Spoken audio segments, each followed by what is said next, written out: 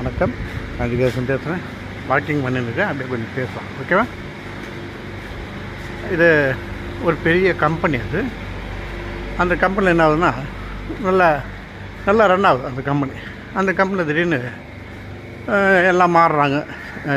ஜிஎம்லேருந்து எல்லாமே அப்படி இப்படி மாறும்போது ஒரு புதுசாக ஒருத்தர் வந்து சேர்ந்துட்டு இந்த கம்பெனியை ஃபாரின் கொலாபரேஷன் மாதிரி ஆக்க போகிறேன் அப்படின்ட்டு எல்லோரும் கூப்பிட்டு, என்ன படிச்சிருக்கீங்க, படிக்காதவங்க யாரும் இங்கே இருக்கக்கூடாது சொல்லி எல்லோரும் மாற்றுறாரு. என்னடா இதுன்னு தான் நாங்களாம் இத்தனை நாள் சர்வீஸ் பண்ணியிருக்கோம், இன்னும் அதெல்லாம் முடியாது, எல்லோரும் காலி பண்ணுங்க. ஆனால் அதில் வந்து ரொம்ப சீனியர் ஸ்டாஃப் ஒருத்தர் இருக்கார்.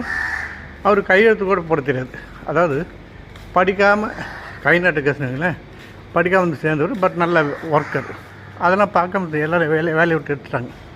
கம்பல் பண்ணி அவரை எடுத்துட்டாங்க. அவர் என்ன பண்ணுறாரு, அந்த கம்பெனிலேருந்து அவருக்கு கிடைச்ச சொற்ப பணத்தை எடுத்துன்னு அதான் ஒரு பைசா கொடுப்பாங்களே, அதை எடுத்துன்னு அப்படி நடந்து வர்றாரு. இது வழியில் என்ன டீ சாப்பிட்லாம் அப்படின்போது டீ கடையே இல்லை. அங்கேருந்து அந்த கம்பெனிக்கு இடத்துல எதுவுமே கிடையாது. டீ கடையோ ஒரு வெத்தலை கடையோ எதுவுமே கிடையாது. இவர் அப்படியே யோசனை வந்து ரொம்ப தொலைவு வந்துட்டு டீ சாப்பிட்றாரு. அப்போ அவர் மைண்டில் ஸ்பார்க் ஆகுது. இந்த இடத்துல நம்ம ஏன் நம்மளுக்கு கொடுத்த பணத்தை வச்சு ஒரு சின்ன பெட்டி கடை தரக்கூடாது அப்படின்னு யோசிக்கிறார். யோசனை பண்ணி அந்த கம்பெனிலேருந்து ஒரு 50 அடி 60 அடிக்கு தள்ளி ஒரு பெட்டி கடை உருவாக்குறாரு. அவர் கொடுத்த பைசா வச்சு சின்ன வெத்தல்வா கடை ப்ளஸ் டீ வைக்கிறார். ரன் ஆகும்போது இன்னும் கொஞ்சம் டெவலப் பண்ணுறது. ஈவினிங் ஸ்நாக்ஸ் வச்சு அது இது இன்னும் ரன் ஆகுது. அப்புறம் டிஃபன் போடுறாரு. டிஃபன் போட்டால் இன்னும் நல்லா ரன் ஆகுது. அப்படியே ஆகிட்டு அது நல்லா ஜம்முன்னு பெரிய ஹோட்டல் மாதிரி ஆகிட்டு, கார் பார்க்கிங் அது இதெல்லாம் போட்டு ஜம்முன்னு ஆகிட்டு. ஏன்னா இவருடைய ஒத்த உழைப்பால், இவருடைய ஐடியாவில். அப்புறம் பெரிய பெரிய பேங்க்லேருந்து எல்லாம் வராங்க.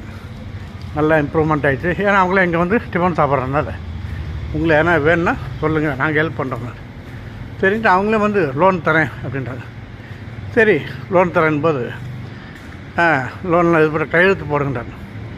எனக்கு கையெழுத்து போட தெரிஞ்சால் இல்லை, கையெழுத்து போட தெரியாது, அதனால தான் என்னை வேலையை விட்டு எடுத்துட்டாங்க அப்படின்னா.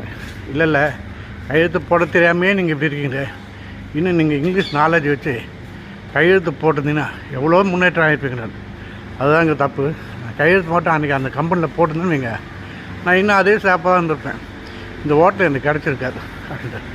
அதனால் ஒருத்தர் படிப்பு முக்கியம் கிடையாது, அதாவது நாலேஜ் முக்கியம், படிப்பு முக்கியம்தான், ரொம்ப வேண்டாம் அப்படின்றாரு. படிக்காமல் முன்னேறலான்றது ஒரு உதாரணம். எவ்வளோ ஜாலியாக இருக்கலாம். லைக் பண்ணுங்கள்.